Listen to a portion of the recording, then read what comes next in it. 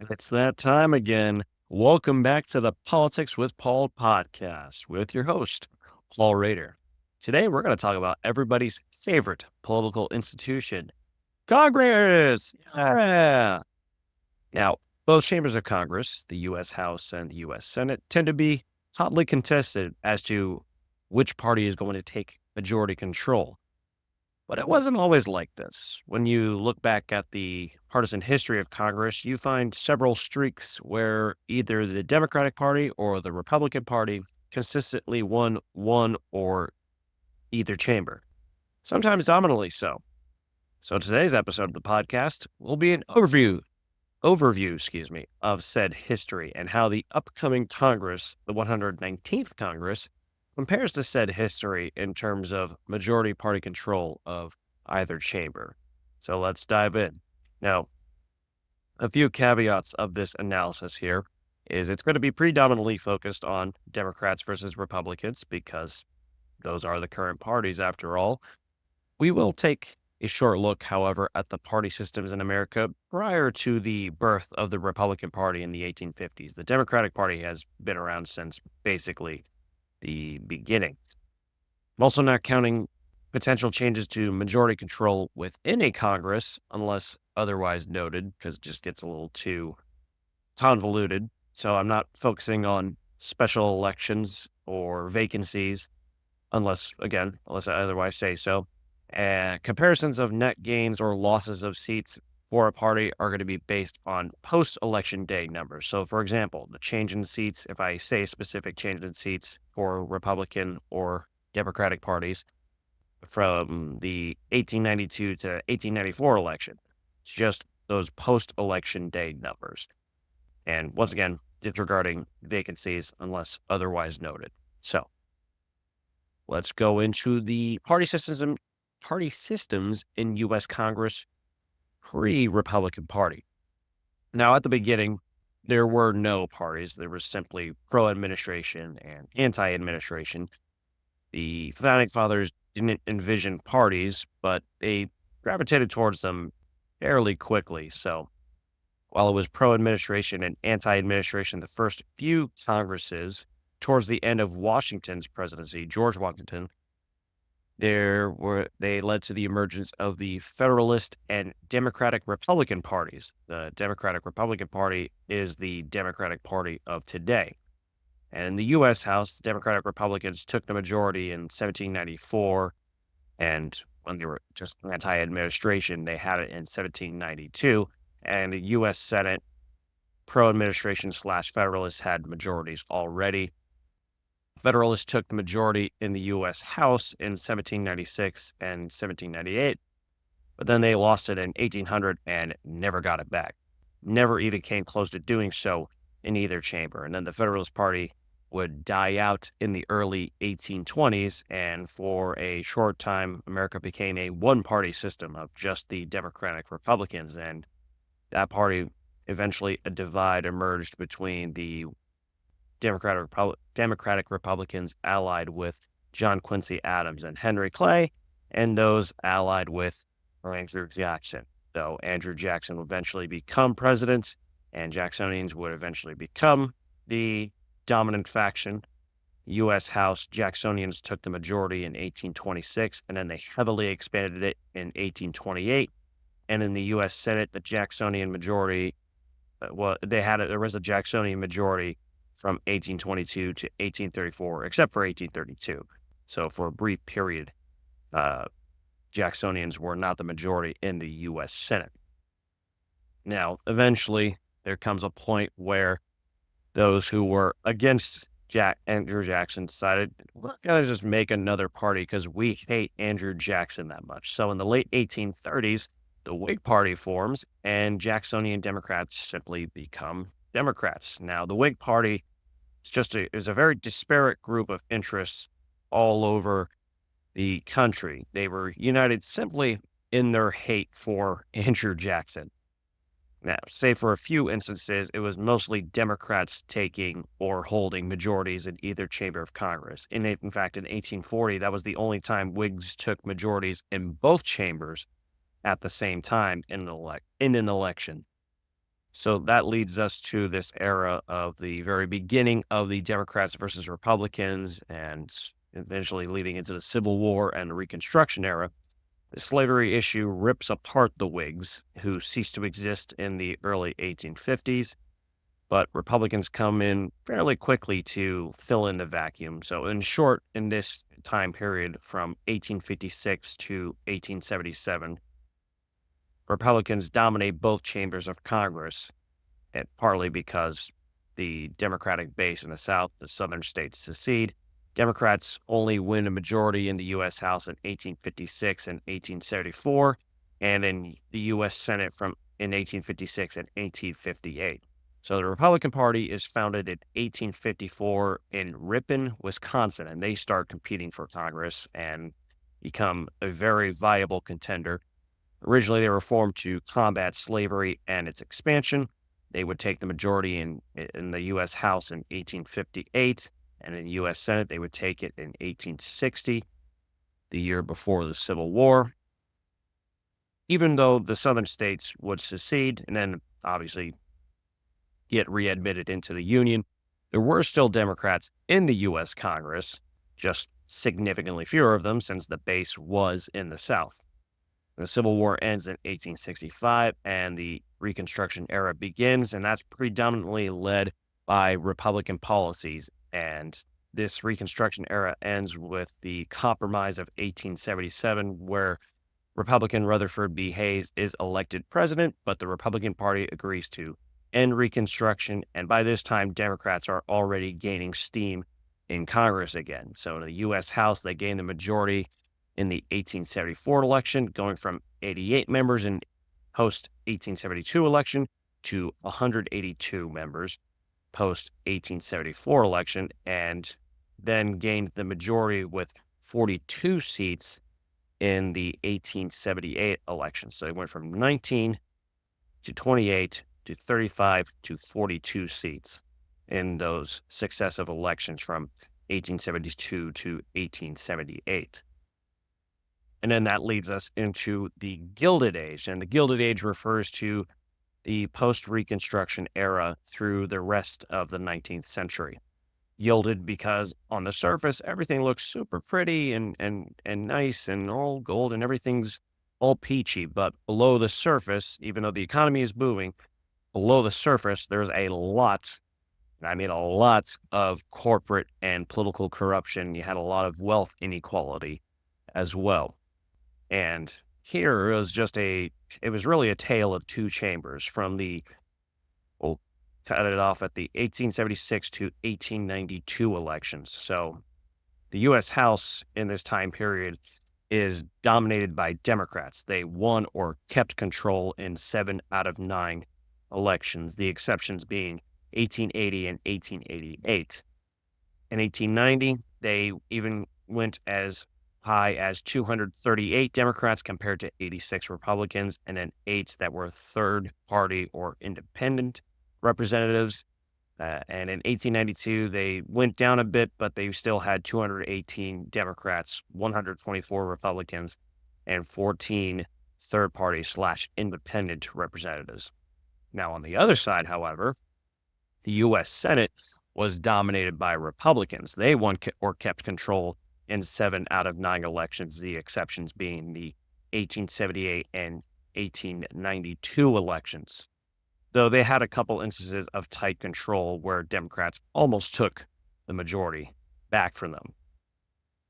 That leads us into the turn of the century and the progressive era and the roaring 20s, so the 1890s to 1929, right before the Great Depression. The 1894 election is what some scholars and historians and so on call a realignment. And a realignment election is an election where we see long-term durable changes in what demographics tend to side with which party. Now, whether it's a realignment or not, it ushers in an era of Republican supremacy. They would, in the 1894 election, gain 4 seats in the U.S. Senate and 130 seats in the U.S. House from what they had 2 years prior. And you had all these progressive era reforms to voting, business, and so on in response to the rampant, corporate and political corruption of that day and of the preceding Gilded Age. And so Republicans become the dominant force of Congress to start off the Progressive Era. They were the majority party from 1895 to 1911 in the U.S. House and in the U.S. Senate from 1895 to 1913. So almost complete overlap in the two chambers. And then the largest majority they had at the time was 254 of the 357 seats in the U.S. House, or 71.1% of the seats in the 1894 election. And in the 1906 election, they ended up with 61 of 92 seats of the U.S. Senate. But then you saw towards the end of the Progressive Era, partisan control decidedly shifted to the Democrats. So in the 1910s, U.S. House majority belonged to Democrats for 1911 to 1919, including 291 of the 435 seats, or 66.9%, following the 1912 election. And they had a U.S. Senate majority from 1913 to 1919, including 56 of 96 seats, following the 1914 election, 58.3% of the U.S. Senate. Though that shift was also short-lived, and Republicans would take back majorities in both chambers following the 1918 election. And then that's when we get into the Roaring Twenties, which saw a huge economic boom for the country, and voters rewarded Republicans for it. Now, whether you believe Republicans were responsible for it or not, that's not the point. But for voters, they rewarded Republicans for it. And in the 1920 election, Republicans had 302 of the 435 seats, or 69.4%, in the U.S. House. And then they had 59 of the 96 seats, 61.5%, in the U.S. Senate. So things were rolling along fine and dandy until the Great Depression hits in 1929, and it impacts the whole world. And voters' fury was felt immediately. In the 1930 election, Democrats make huge gains in Congress, and in 1932, they'd also elect Franklin Roosevelt for president, a Democrat.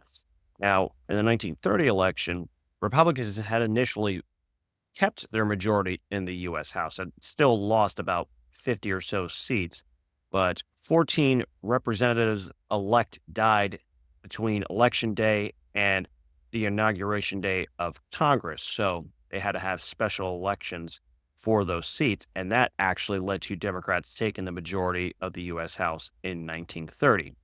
And also in 1930, Democrats gained 8 seats in the U.S. Senate.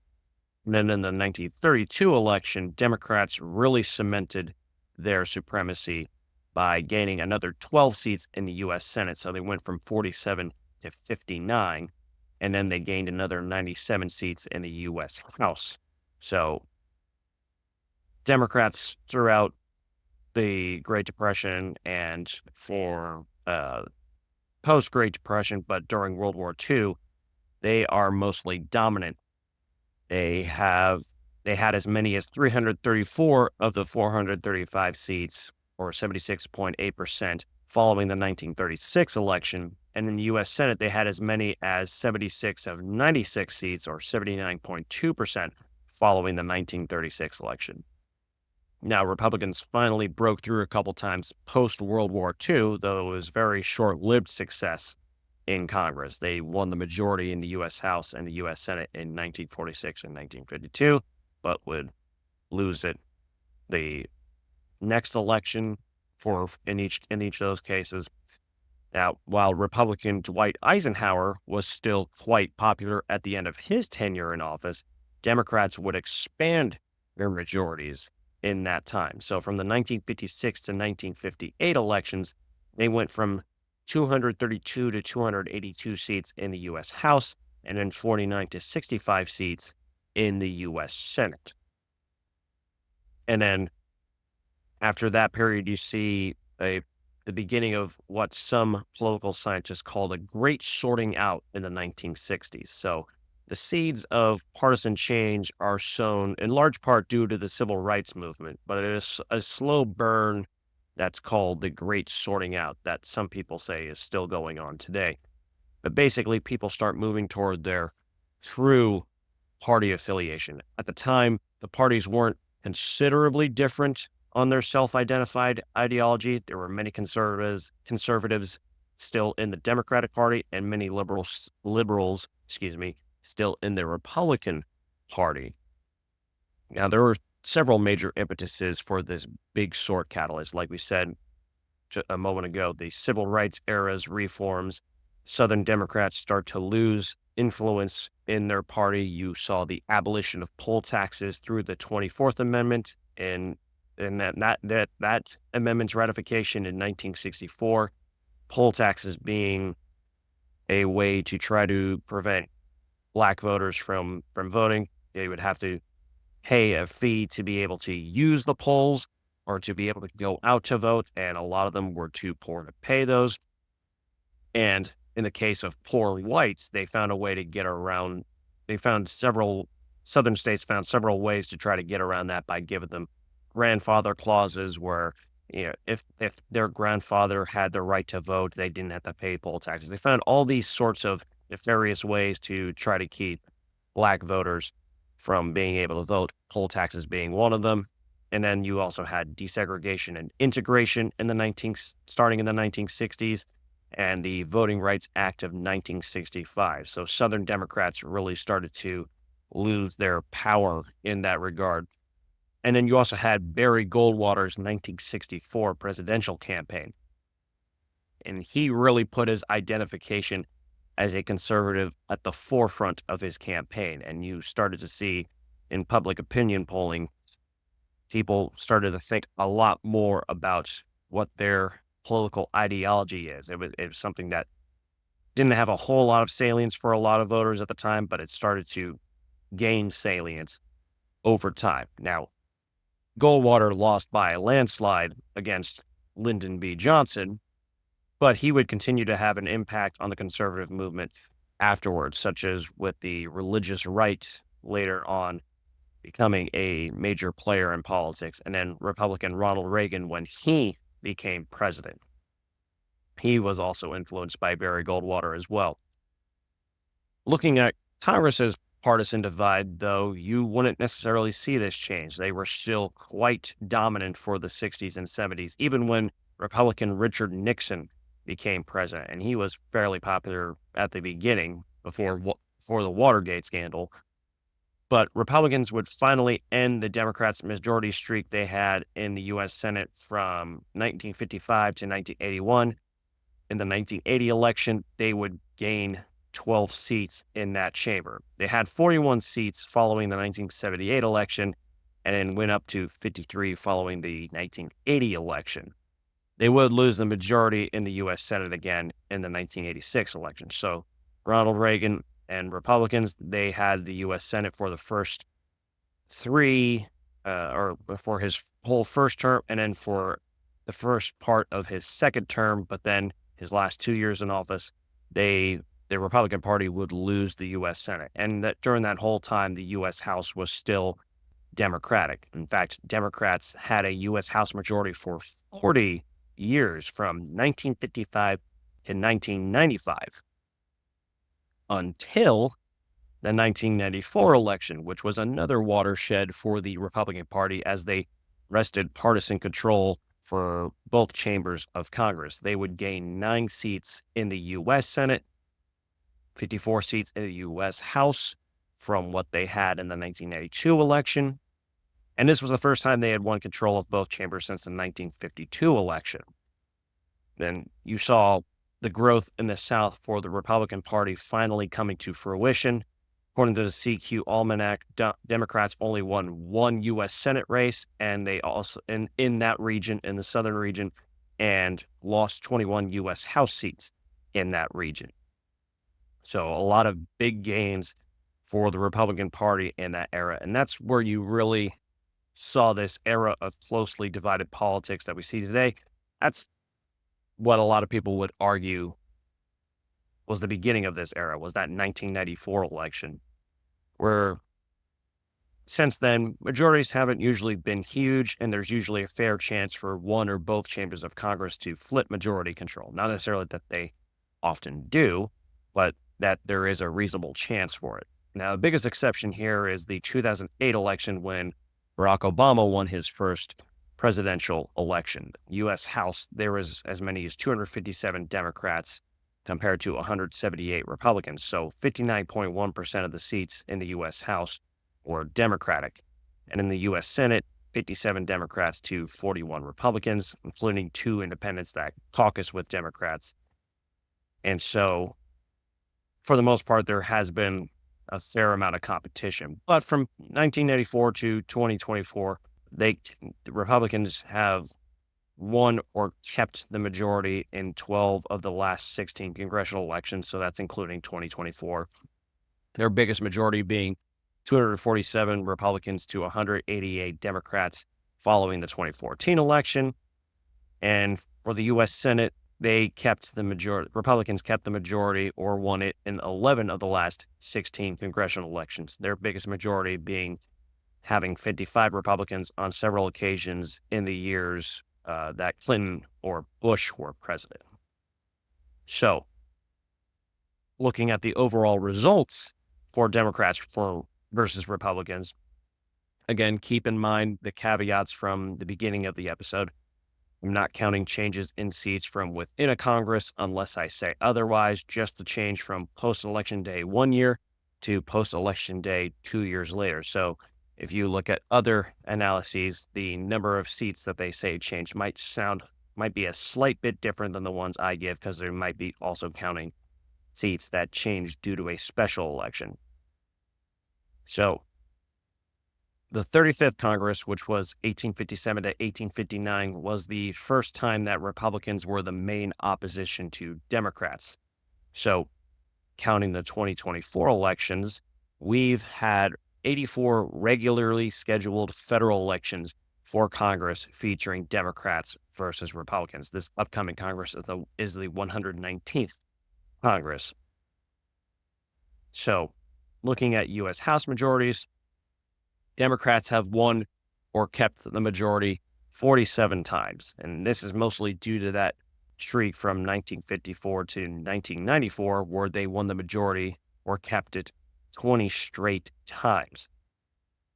Next longest streak, though, was the 8 straight elections they won from 1930 to 1944, which was mostly the time that FDR was president, FDR being a very popular president at the time.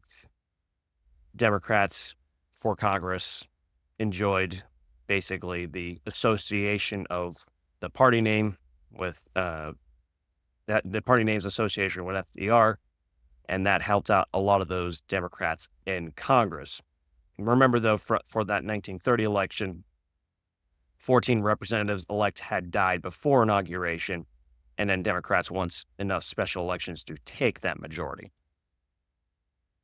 Republicans have won or kept the majority 37 times compared to Democrats 47 times, and that includes 2024. Initially, when it started to become Democrats versus Republicans, it was actually initially Republicans that won the chamber more frequently. Their longest streak, they had 8 straight elections from 1858 to 1872 that they won or kept the U.S. House majority, but that was partly due to the secession of southern states during the Civil War and then the process of readmitting them post-war. And then also 8 straight elections from 1894 to 1908 with the turn of the century and William McKinley and Teddy Roosevelt being president for most of that time. And majority control has changed 19 times in the U.S. House between Democrats and Republicans. So that most frequently happened in the late 1940s and early 1950s, where the majority changed in the U.S. House 4 out of 5 elections in that period. Though changes in control were also pretty frequent in the 1880s and early 1890s, when control changed in 5 out of 8 of those elections. Now, looking at U.S. Senate majorities, it's basically the opposite story. Whereas for the U.S. House, Democrats have usually won or kept the majority. For the U.S. Senate, it's actually been Republicans who have mostly won or kept the majority. So in this case, Democrats have won the majority 38 times in the U.S. Senate, longest streak there being 13 elections from 1954 to 1978. And they also won and kept the majority in 7 straight elections from 1932 to 1944, again, largely helped by FDR's popularity. Meanwhile, Republicans have won the majority 46 times in the U.S. Senate, and they were particularly successful from 1860 to 1910 when they won or kept the majority in 24 out of those 26 elections, and the exceptions at that time frame being 1878, 1892. So, like with the U.S. House, majority control has changed 19 times. And also like the U.S. House, the U.S. Senate control changed in 4 out of the 5 elections from 1946 to 1954. And then in these last 2 elections, we've had 2022 and 2024, majority control for the U.S. Senate has changed in those years as well. Now, looking at the upcoming Congress and how it compares to the past. In the U.S. House, Republicans kept control, but they had fewer wins this year than they had in 2022. They won or kept 222 seats in 2022, but in 2024, it's only 220.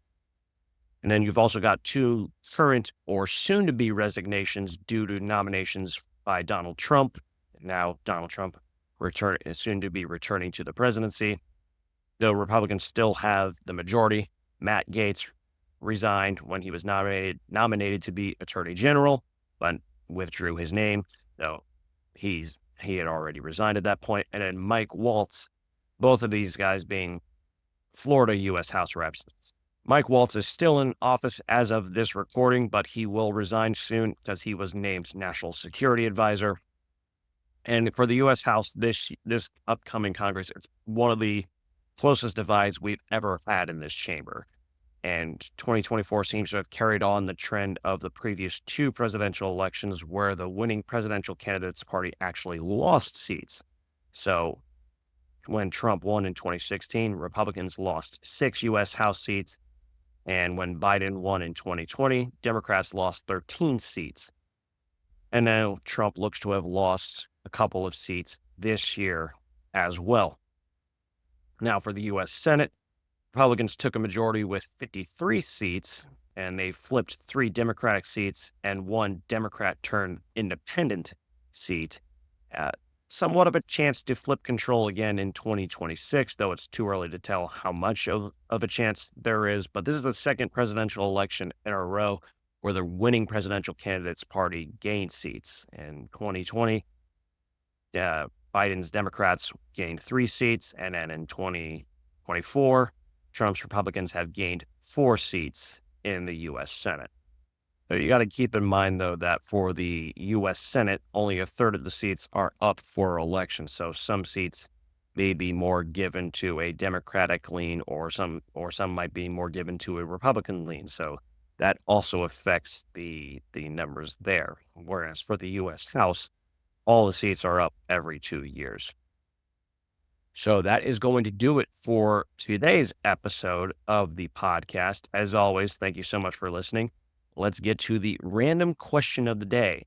And today's random question is, do you wish you could play every instrument in the world or speak every language in the world? Now, I used to be very much in the latter camp, speaking every language in the world, because I felt that had much more utility. And also, there are several languages that just seem like so much fun to speak, and I wish I could speak them fluently. But started to get more and more into I really wish I could jam on a guitar and be able to drum at the same time.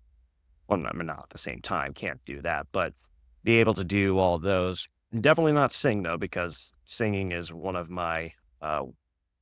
the worst skills I have, if that makes sense. It's one of the things I'm absolutely the worst at. I definitely cannot sing. Doesn't stop me from trying to sing just because it's fun to do, but I definitely don't think I'm I'm any good. I would if this was early days of American Idol, I would be plastered as one of those, "Get a load of this guy who thinks he can sing," and, of course, then I could be like one of those, "Oh, it's been my dream to be on American Idol. I love American Idol. It's my favorite show," and then when I get rejected, I say, "Man, F American Idol," and just curse them out and act like I never said that I liked the show.